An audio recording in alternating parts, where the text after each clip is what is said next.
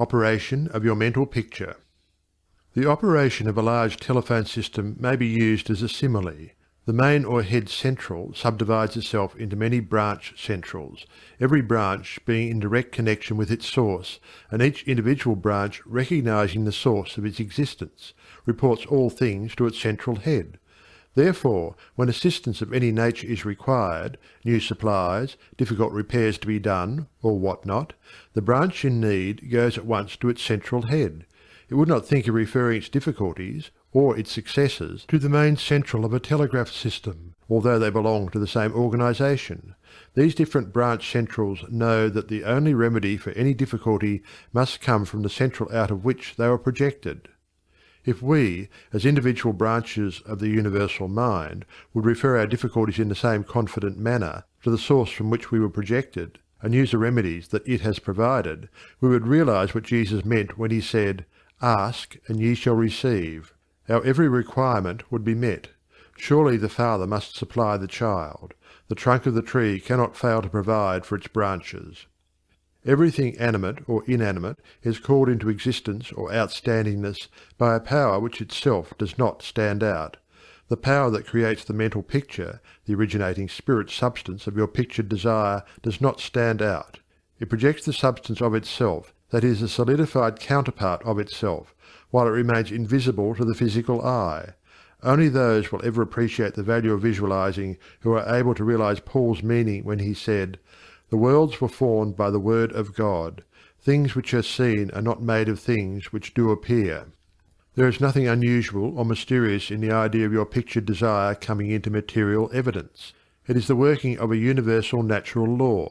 The world was projected by the self-contemplation of the universal mind, and this same action is taking place in its individualized branch, which is the mind of man.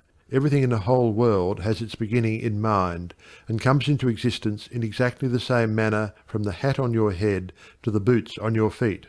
All are projected thoughts, solidified. Your personal advance in evolution depends upon your right use of the power of visualizing, and your use of it depends on whether you recognize that you, yourself, are a particular center through and in which the originating spirit is finding ever new expression for potentialities already existing within itself. This is evolution, this continual unfolding of existing, though outwardly invisible things. Your mental picture is the force of attraction that evolves and combines the originating substance into specific shape. Your picture is the combining and evolving powerhouse, so to speak, through which the originating creative spirit expressed itself.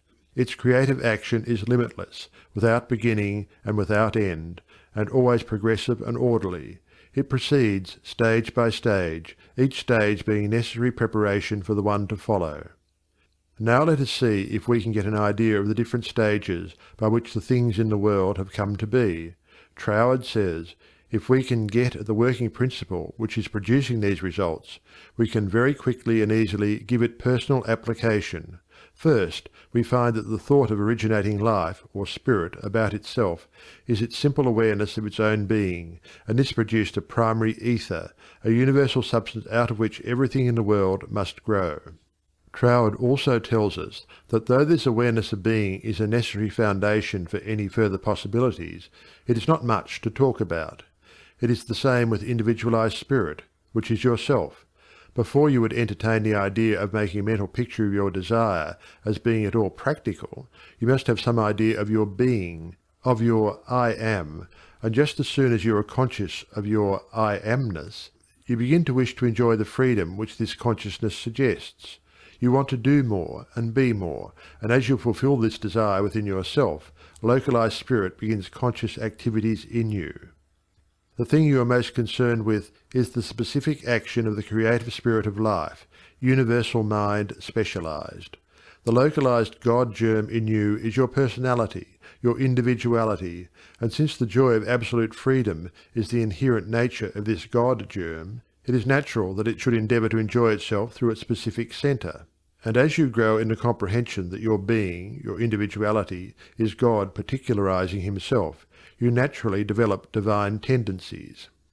You want to enjoy life and liberty, you want freedom in your affairs as well as in your consciousness, and it is natural that you should.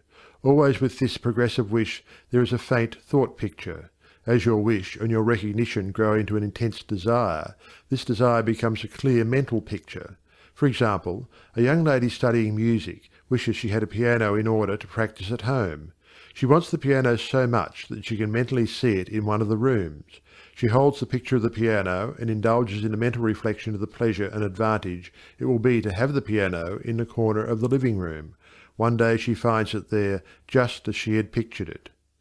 As you grow in understanding as to who you are, where you came from, and what the purpose of your being is, how you are to fulfill the purpose for which you are intended, you will more and more afford a centre through which the creative spirit of life can enjoy itself. And you will realize that there can be but one creative process filling all space, which is the same in its potentiality, whether universal or individual.